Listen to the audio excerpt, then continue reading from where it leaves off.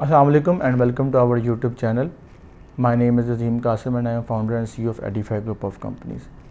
At Edify Group of Companies, we provide you information regarding study abroad, immigration and career counseling.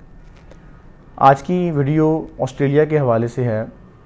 अगर आप Australia में study करने जाना चाह रहे हैं, you are planning to study in the Australia in the upcoming intake this year और the next year और एनी अदर ईयर, तो ये वीडियो काफ़ी इंपॉर्टेंट है आपके लिए। Either you are applying for the visa, either you are giving your credibility interview and you are preparing your GT documents. This portion of Australian visa requirements is way more important than any other thing. आपने अपनी SOP के अंदर भी इसको mention करना होता है, आपने अपने क्रेडिबिलिटी की इंटरव्यू के अंदर भी आपने इसको मेंशन करना होता है, और समटाइम्स यूनिवर्सिटी की तरफ से एक फॉर्म आता है जिसमें आपने इसको मेंशन करना होता है। और the moment you land in the Australia, वहाँ पर आपको जो इमिग्रेशन ऑफिसर, जो क्लियरेंस ऑफिसर है, वो भी आपसे पूछ सकता है इस क्वेश्चन के बारे में कि what are the visa conditions. एक चीज़ मैं आपको वाजे कर दूं कि जब भी आप किसी भी कंट्री का वीज़ा एक्वायर करते हैं, either USA, either Canada, either UK, either Sweden, there are certain requirements that you have to fulfil. ऐसा नहीं होता कि उन्होंने आपको वीज़ा दिया है और उन्होंने आपसे कहा जी ये लें वीज़ा, अब आप इस कंट्री में आकर जो दिल करता है वो करी जाएं। ऐसा किसी भी कंट्री में पॉसिबल नहीं होता। There are certain requirements that you have to fulfil, और आपकी जितनी भी वीज़ा कंडीशंस होती हैं वो आपके ख़ास तौर पर ऑस्ट्रेलिया वीज़ा में, चूँकि पेपर बेस्ड वीज़ा है और आपको ईमेल में आता है, तो इसके ऊपर जो है ना वो मेंशन होती हैं। अगर आप कंडीशंस जो है ना वो टाइप कंडीशंस की जो है ना वो रिक्वायरमेंट्स पढ़ें, तो आप देखेंगे कि लेफ़्ट साइड के ऊपर आपके वीज़ा के कंडीशंस जो है ना वो मेंशन होंगी, जहाँ से आप देख सकते हैं कि आपके वीज़ा के ऊपर क्या क्या कंडीशन लगी हुई है। बात करते हैं सब क्लास 500 की, जो कि स्टडी वीज़ा है ऑस्ट्रेलिया का। इसमें क्या क्या कंडीशन जो है ना वो आपको देखने को मिल सकती है, और आप जब भी आपने अपनी GTA की SOP लिखनी है या अगर आपने अपनी यूनिवर्सिटी की SOP लिखनी है, you have to mention these condition in the SOP, otherwise आपकी GTA अप्रूव नहीं होगी, क्योंकि दे हैव अ कंसर्न कि स्टूडेंट को ये पता है कि उसने यहाँ पर आके क्या करना है और क्या नहीं करना। स्टार्ट करते हैं। नंबर 1 जो कंडीशन है इसकी 8104। 8104 क्या कहती है कि you can not work more than 40 hours per fortnight, यानी कि आप 15 दिन में 40 घंटे से ज़्यादा काम नहीं कर सकती। आपकी कंडीशन नंबर 1 है। ये तकरीबन हर वीज़ा के ऊपर जो है ना आपको देखने को मिलेगी। सेकंड जो कंडीशन है that is 8105, that is again a work restriction, कि यहाँ पर उन्होंने क्या किया है, कुछ उन्होंने शॉर्ट लिस्ट की हैं, कुछ डोमेन्स ऐसी शॉर्ट लिस्ट की हैं जो जहाँ पर शॉर्टेजेस है या फिर जहाँ पर उनको रिक्वायरमेंट नहीं है वर्कफोर्स की, वहाँ पर जो है ना आप काम नहीं कर सकते। और इसकी बाकायदा एक लिस्ट है जो आप देख सकते हैं उनकी वेबसाइट के ऊपर जाके। एंड जैसे अगर आप UK की बात करें तो आपको वीज़ा के ऊपर लिखा आता है कि working hours allowed except no sportsman work allowed, यानी कि वहाँ पर जाके आप स्पोर्ट्समैन नहीं बन सकते। इसी तरह 8105 जो है ना ये भी आपको कुछ कह लें कि जो गवर्नमेंट के अदारे हैं, कुछ जो रिस्ट्रिक्टेड अदारे हैं, वहाँ पर आपको काम करने से मना करता है। इसी तरह अगर हम बात करें 8201, जो नेक्स्ट इसकी कंडीशन है 8201।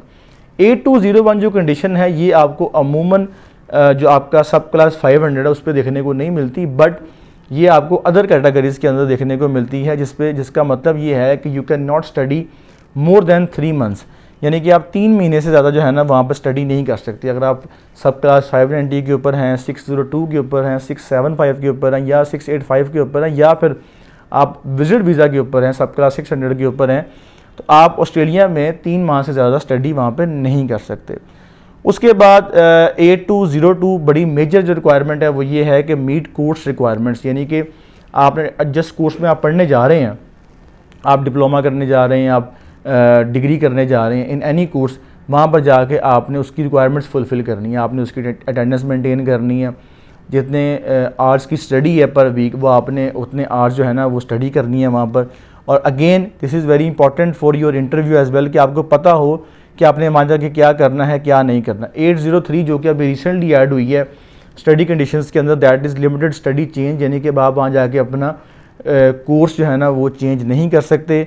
8204 ये अगेन 8203 की कह लें कि सपोर्टिव कंडीशन है। इसमें अगेन यहाँ मेंशन है कि आप वहाँ पर जाके अपना जो कोर्स वर्क है, थीसिस है, रिसर्च टॉपिक है, ग्रेजुएट सर्टिफिकेट में, डिप्लोमा में, मास्टर्स में और एनी अदर ब्रिजिंग कोर्स के अंदर आप वहाँ जाके अपना कोर्स नहीं चेंज कर सकते। और अगर आपने चेंज करना है you have to seek the approval of the minister, आपको मिनिस्टर की अप्रूवल लेनी पड़ेगी। इसके बाद 8208 जो कंडीशन है, no study change related to critical technology without approval, कि अगर आप ख़ास एक स्टडी करने गए हैं टेक्नोलॉजी के अंदर, क्रिटिकल टेक्नोलॉजी के अंदर अगर आप स्टडी करने गए हैं तो भी आप विदाउट अप्रूवल जो है ना अपना वहाँ पर जाके स्टडी चेंज नहीं कर सकते। इसके लिए भी आपको प्रायर अप्रूवल की ज़रूरत है।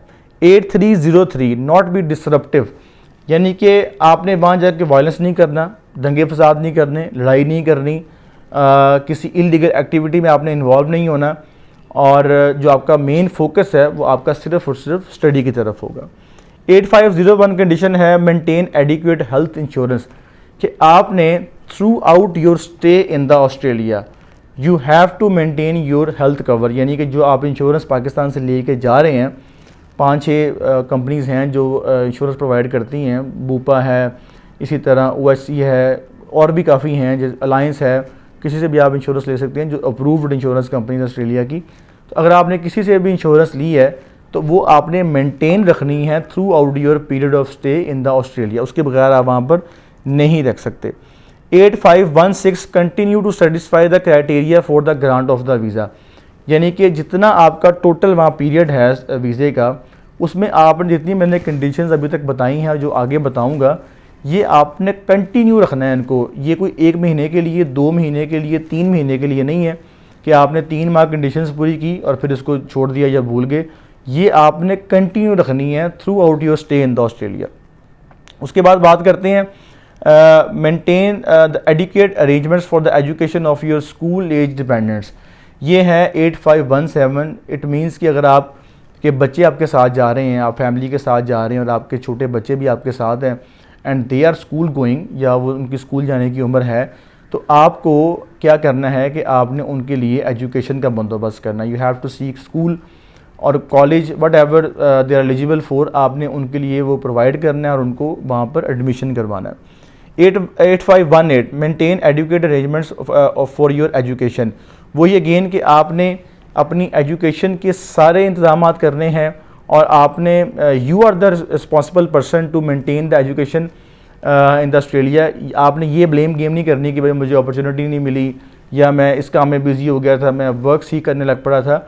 जब तक आप सब क्लास 500 के ऊपर हैं, आपने वहाँ पर जाकर अपनी जो ये शराइत हैं ये पूरी करनी है and you have to arrange your arrangements for your education. 8532 this is the condition for the minors, जो छोटे बच्चे हैं उनके लिए कंडीशन है, and that is maintaining welfare arrangements for minors, कि अगर आप बिलो 18 हैं तो आपको वहाँ पे वेलफेयर अरेंजमेंट्स लेनी पड़ती हैं, उसके बगैर आप ट्रैवल नहीं कर सकते।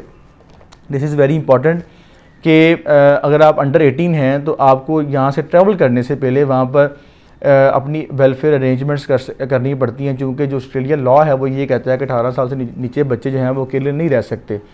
Either you have to avail any government facility, या आपको जो है ना वो होम स्टे लेना पड़ेगा या कोई भी यूनिवर्सिटी अकोमोडेशन लेनी पड़ेगी, anything that supports the welfare arrangements की बाकायदा आपको एक लिस्ट मिल जाती है जो जहाँ से आप जो है ना उसे एक्वायर कर सकते हैं। उसके बाद 8533 है inform provider of address, the moment you land in the Australia you have to inform your provider, यानी कि जो आपका यूनिवर्सिटी है, कि भाई ये मेरा एड्रेस है, मैं यहाँ पे स्टे करूँगा और कोई भी अगर आपने कोई मेल भेजनी है या कोई लेटर भेजना है आप मुझे इस एड्रेस के ऊपर भेज सकते हैं। And if you change your address in the next couple of months, तो in that case you have to inform your university as well कि भाई मैंने एड्रेस चेंज कर लिया, अब जो मेरा एड्रेस है वो ये हो जाएगा। इन एनी केस आपने लैंड करते ही और उसके बाद the period you are staying in the Australia you have to inform your provider कि भाई ये मेरा एड्रेस है। 8534 नो फर्दर स्टे, यानी कि आप जैसे ही आपका ये ख़त्म होता है, पीरियड ख़त्म होता है स्टडी का, you are not allowed to stay further without any reason. अब होता है क्या है कि अगर आपकी 2 साल की डिग्री थी तो 2 साल की डिग्री ख़त्म हो गई आपकी, तो अब आप वहाँ पर जो है ना, जब तक आपका वीज़ा, अगर आपके 15 दिन पीछे बाकी हैं, 20 दिन बाकी हैं, you have to switch your visa, यानी कि आपने ब्रिजिंग पे जाना है या उस पर आपने फिर 485 पे जाना है, आपने उससे कन्वर्ट करवाना है। You are no longer stay on that particular visa जिसके ऊपर आप यहाँ से ट्रैवल करके गए थे सब क्लास 500 के ऊपर। और जो 8535, this is the last condition, इसके ऊपर भी उन्होंने ये कहा है कि आप जब तक आपको अगला जो है वो आप वीज़ा अप्लाई नहीं करते या ब्रिजिंग पे नहीं जाते, सही है, तो आप इसके ऊपर कंटिन्यू स्टे नहीं कर सकते इस वीज़ा के ऊपर। लेट्स सपोज आपको जुलाई 22 में वीज़ा मिला, इस साल की बात कर रहा हूँ मैं, और वो एक्सपायर हो रहा है आपका जुलाई 24 में। अब 30 जुलाई को आपका वीज़ा एक्सपायर हो रहा है, तो before 30 July you have to switch your visa. आपने ब्रिजिंग पे जाना है, आपने TR पे जाना है, आपने PR पे जाना है, whatever the step you are taking, you have to change your current visa status, क्योंकि इसके ऊपर जो है ना अब आप मज़ीद स्टे नहीं कर सकते। ये थी कुछ कंडीशंस जो कि पहले कम होती थी और अब काफ़ी ज़्यादा हो गई हैं, जैसे कि स्टडी चेंज नहीं करने वाली रिक्वायरमेंट जो है ना रिसेंटली अभी इसमें ऐड की गई। इसी तरह ये अपडेट होती रहती है और ये बहुत बहुत बहुत इंपॉर्टेंट है फॉर योर ट्रैवलिंग। एयरपोर्ट के ऊपर आपसे पूछ सकते हैं, for your SOP, for your GTE, for your offer letter, for everything. अगर आपने ऑस्ट्रेलिया में अप्लाई करना है फॉर द स्टडी वीज़ा तो ये आपके लिए बहुत इंपॉर्टेंट है और इसको आप इंटरव्यू के लिए भी याद करें। और वैसे भी जो है ना आपको पता होना चाहिए कि आप योर डूज़ एंड डोंट्स, क्या आप कर सकते हैं और क्या आप नहीं कर सकते। अगर आपको ये वीडियो आज की पसंद आई हो तो इसको लाजमी शेयर कीजिएगा, और अगर अभी तक आपने हमारा चैनल सब्सक्राइब नहीं किया तो लाजमी कीजिएगा। Thank you so much. अल्लाह हाफ़िज़।